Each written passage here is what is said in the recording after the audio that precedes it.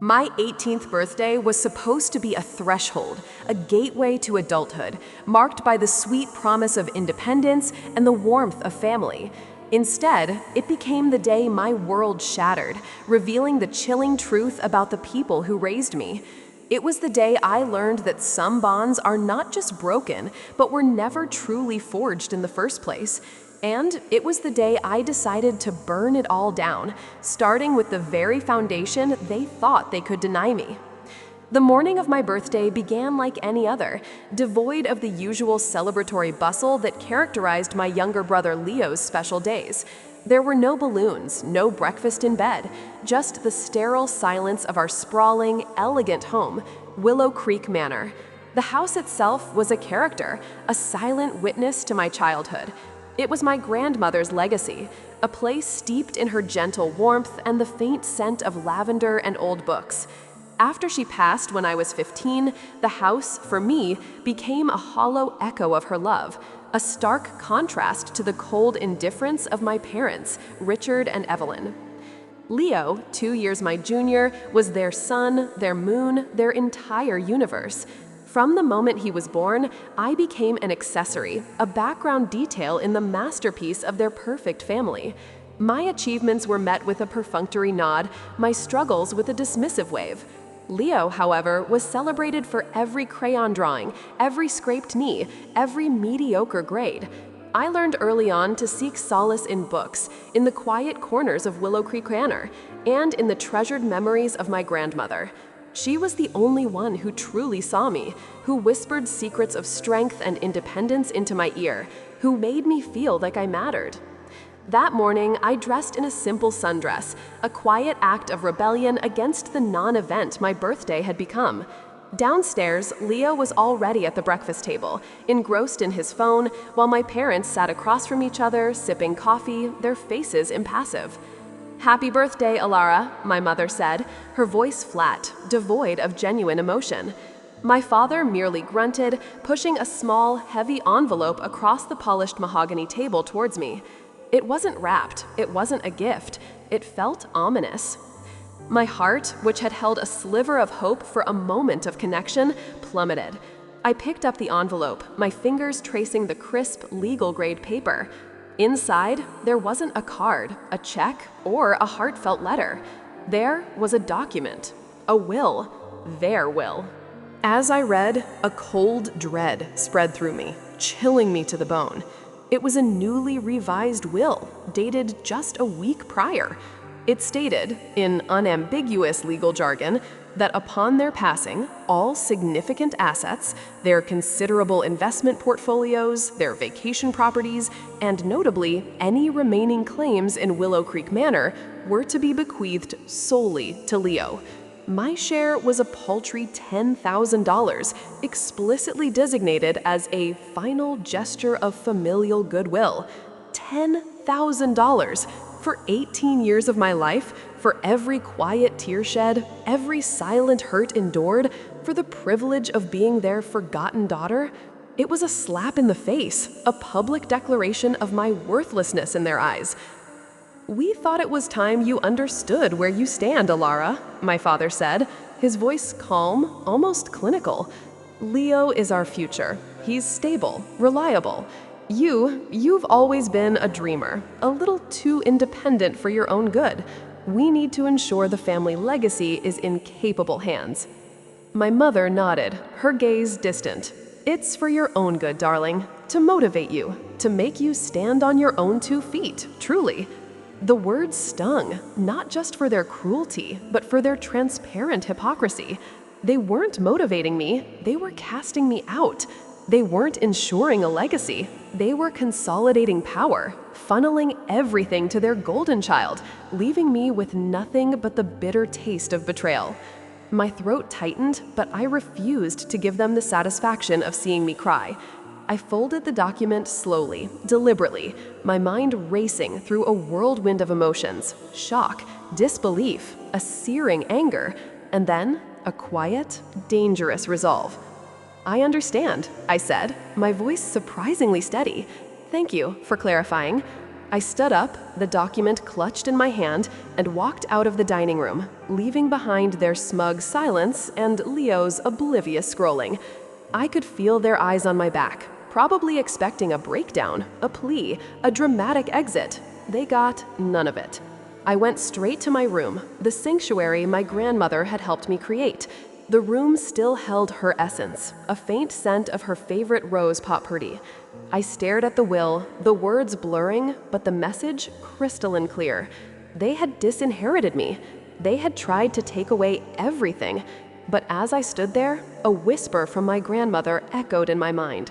Alara, darling, always remember that some things are truly yours, no matter what others may claim. I've made sure of it. Grandma Eleanor had always been a woman of quiet strength and foresight. She'd hinted at protections, at a future secured, but I was too young to fully grasp the nuances. Now, the memory ignited a spark. I remembered her lawyer, Mr. Davies, a kind, bespectacled man with a booming laugh and an encyclopedic knowledge of estate law. He was the one who had handled Grandma's affairs, the one who had always sent me a birthday card with a small, thoughtful gift, even after she passed. Without hesitation, I pulled out my phone and searched for his number. It was early, but I knew Mr. Davies was an early riser. My hands trembled slightly as I dialed, not from fear, but from the adrenaline of impending battle. He answered on the second ring, his voice warm and familiar. Alara, my dear, happy 18th birthday. I was just about to send a card. Mr. Davies, I said, cutting straight to the point, my voice tight with suppressed emotion. My parents just presented me with their revised will. They've disinherited me, and they mentioned Willow Creek Manor. There was a beat of silence on the other end, then a sharp intake of breath. Ah, I see. I had a feeling this day might come, though I hoped it wouldn't. Alara, do you recall your grandmother's will, specifically the trust she established for you regarding Willow Creek Manor? Only vaguely, I admitted. She said it was protected. She said it would be truly mine when I turned 18. Precisely, he said, his voice now taking on a more serious, professional tone. Your grandmother, bless her wise soul, foresaw potential complications. She adored you, Alara. She knew your parents' tendencies, so she established a very specific trust. Willow Creek Manor was placed in a remainder interest trust for you, with your parents, Richard and Evelyn, granted a life estate. This meant they could live in the house and enjoy its use until their passing, provided they met certain conditions. My breath hitched. Conditions? Yes. The primary conditions were to maintain the property meticulously, ensure you had unrestricted access and use, and most importantly, not to attempt to disinherit you from any family assets, including any claims related to Willow Creek Manor itself. He paused, letting that sink in. Your parents, Alara, signed off on these conditions years ago, believing them to be largely symbolic, or perhaps thinking you would never be aware of the full implications, or too timid to act. The trust document explicitly states that any breach of these conditions, especially an attempt to disinherit you from any family assets, including the manor, would immediately terminate their life estate, transferring full, unencumbered ownership to you upon your 18th birthday. Today, Alara. The revelation hit me like a physical blow, not of pain, but of pure, unadulterated power. My grandmother, in her infinite wisdom and love, had built a fortress around me, a silent, legal guardian against the very betrayal I had just experienced. My parents, in their greed and short-sightedness, had walked right into her trap. So, I said, my voice gaining strength, a steel edge I hadn't known I possessed. Their revised will, explicitly disinheriting me and mentioning the manor, constitutes a breach? An undeniable breach, Alara, and since today is your 18th birthday, the moment that document was presented to you, their life estate was legally terminated. You are, as of this moment, the sole, undisputed owner of Willow Creek Manor. A triumphant, almost feral joy surged through me, quickly followed by a chilling clarity. This wasn't just about getting what was mine. This was about justice. This was about showing them the true cost of their cruelty. "Mr. Davies," I said, my voice low and steady, "I want to sell the house." He was silent for a moment. "Alara, are you certain? It's a significant asset, a family home." "It's not a home, Mr. Davies.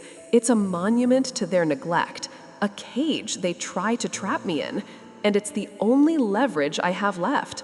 I want it sold, and I want it done fast. Can you initiate the process today? Within 12 hours, if possible. I want them to know it's irreversibly happening." 12 hours is ambitious for a full sale, Alara, but I can certainly have the necessary legal notices served, the property listed, and a binding agreement of sale initiated. I have a network of buyers who specialize in expedited transactions for precisely these kinds of situations.